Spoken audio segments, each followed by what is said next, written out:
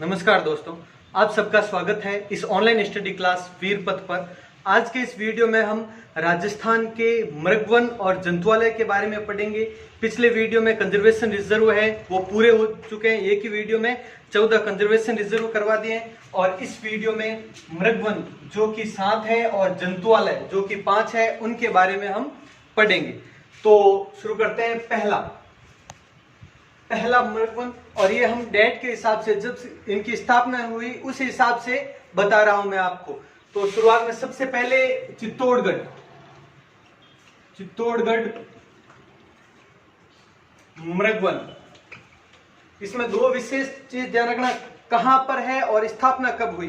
तो इसके लिए देखो आप, इसकी स्थापना 1969 में हुई और ये कहां पर है, चित्तौड़गढ़ है। तो चित्तौड़गढ़ में मृगवन का नाम भी चित्तौड़गढ़ है और स्थान भी वही है। और कब स्थापना, 1969 में की गई। दूसरा मृगवन है वो है सज्जनगढ़ मृगवन। सज्जनगढ़ मृगवन है कहां पर, सबसे पहला क्वेश्चन है तो वो है उदयपुर में। और इसकी स्थापना कब हुई, तो इसकी स्थापना 1969 में चित्तौड़गढ़ मृगवन की स्थापना हुई और 1984 में सज्जनगढ़ मृगवन की स्थापना की गई। उसके बाद में अगला पॉइंट देखो आप, तीसरा मृगवन हम बात करते हैं जोधपुर के माचिया सफारी पार्क। माचिया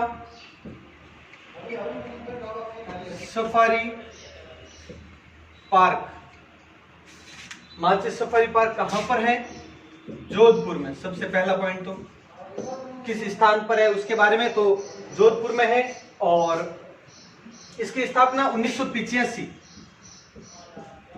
ध्यान रखना, 1969, 1984, 1975 में। उसके बाद में और एक माचिया सफारी पार्क के बारे में देख लेना, ये राजस्थान का तीसरा बायोलॉजिकल पार्क, राजस्थान का तीसरा जैविक पार्क कहें या बायोलॉजिकल पार्क कहें।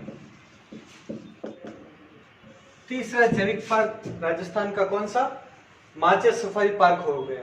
और इसकी स्थापना कब की गई, तो 20 जनवरी 2016 को उद्घाटन हुआ था। इसका ध्यान रखना, इसका उद्घाटन किया गया। ये हो गया एक। यहाँ पे और ध्यान रखना, यही माचिया सफारी पार्क है, वहां पर राज्य का प्रथम मरु वानस्पतिक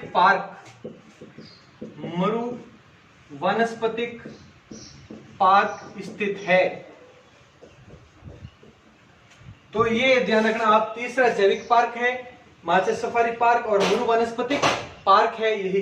तो इसके अलावा अब 3 ये हो गए माचिया सफारी पार्क। चौथा कौन सा है वो देखो, चौथा है पुष्कर मृगवन। ये मृगवन होता क्या है, मृगवन का अर्थ होता है जहां पर ये चिंकारा है, इसे काले हिरण है, वो उनका स्थान है। हिरण का स्थान है, रहते हैं, उनके लिए अलग से बनाया हुआ है। तो पुष्कर मृगवन कहां पर है, अजमेर में। और इसकी स्थापना कब हुई, 1985। तो देखो 1969, 84, 85 और 85। तो ये हो गया पुष्कर। उसके बाद में अगला देखें आप, टोटल 7 है, 7 में से अब 5वां करते हैं, अशोक विहार। एक है अशोक विहार मृगवन और छठा है संजय उद्यान मृगवन।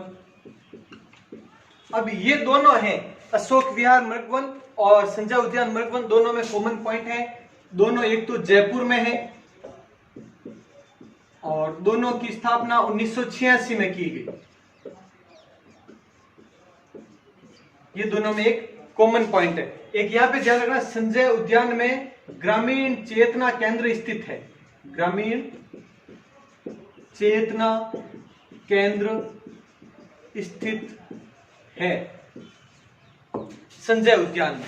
अब अंतिम उद्यान है वो है 7वां मृगवन अमृता देवी। अमृता देवी मृगवन कहां पर है अमृता देवी? तो अमृता देवी विश्नोई ने 1730 में कहां पर बलिदान दिया था? खेजड़ली में। खेजड़ली कहां पर है?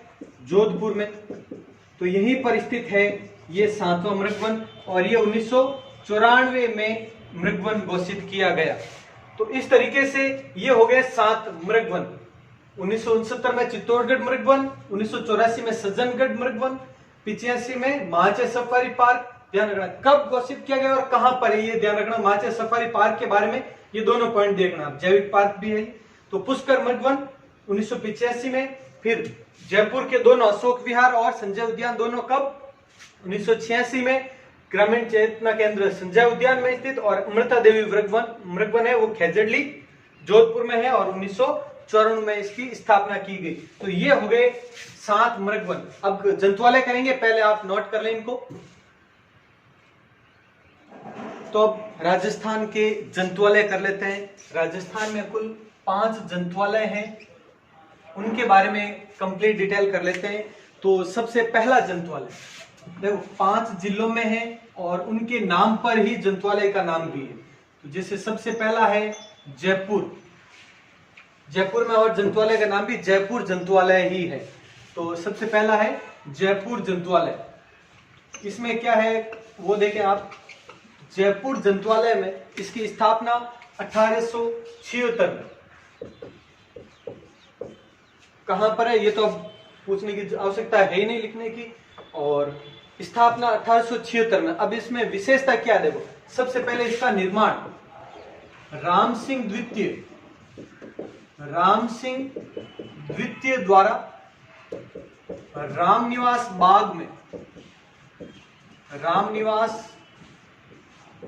बाग में स्थापित। तो किसके द्वारा? राम सिंह द्वितीय द्वारा जयपुर जंतुआलय की स्थापना की गई। कहां पर? जयपुर में रामनिवास बाग सुना होगा आपने, वहीं पर है। और कब की गई? 1876 में। ये पॉइंट तो क्लियर हो गए। अब इसमें और क्या है देखो, जयपुर जंतुआलय राजस्थान का सबसे प्राचीन, यानी सबसे पहले यही है। और ये भी मैं क्रम से लिखवा रहा हूं ईयर के हिसाब से। जो सबसे पहले स्थापना की गई सबसे पहले लिखवा रहा हूं, बाद का बाद में लिखवा रहा हूं। तो राजस्थान का सबसे प्राचीन और सबसे बड़ा जंतुआलय। क्लियर? तो राजस्थान का सबसे प्राचीन जंतुआलय कौन सा? जयपुर। और सबसे बड़ा भी जयपुर का ही है। यहां पर इसी जयपुर जंतुआलय में बाघ व मगरमच्छ प्रजनन केंद्र स्थित है। प्रजनन केंद्र स्थित। तो ये प्रसिद्ध है जयपुर जंतुआलय में। इसके बाद में हम अगला करते हैं उदयपुर वाला। तो दूसरा है उदयपुर जंतुआलय। सबसे पहले इसकी स्थापना, तो इसके 2 वर्ष बाद यानी इसकी स्थापना 1878 में इसकी स्थापना उदयपुर जंतुआलय की स्थापना की गई। किसके द्वारा की गई? तो ये महाराणा स्वरूप सिंह आपने सुना होगा 1857 की क्रांति के समय भी यही थे। तो स्वरूप सिंह के द्वारा गुलाब बाग में स्थापित। क्लियर? और यहां पर क्या है? बाघ, बगेरा, भालू, आदि विचरण करते हैं। और यहां पर पक्षीशाला विकसित की गई है।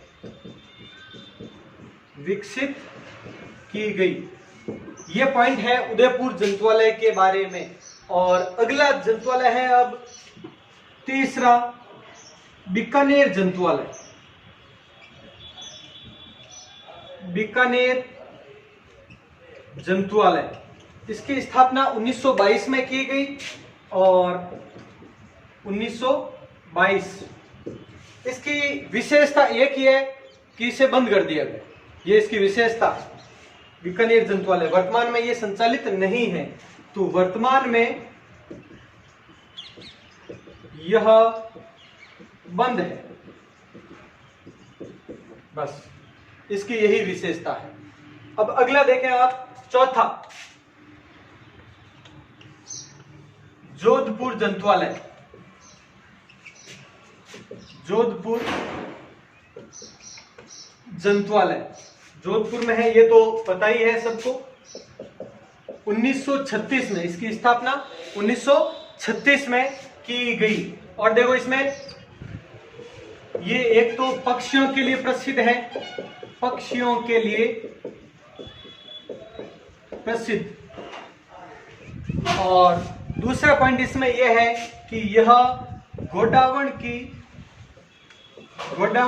कृत्रिम प्रजनन स्थली, कृत्रिम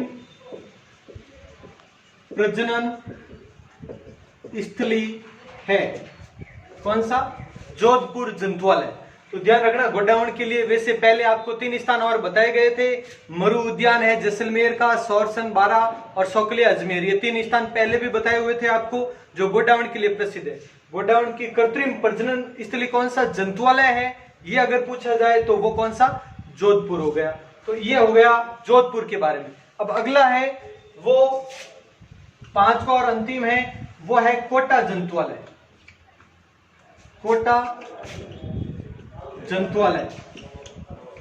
सबसे पहले इसकी स्थापना कब हुई? तो इसकी स्थापना 1954 में की गई, इसकी स्थापना 1954 में की गई।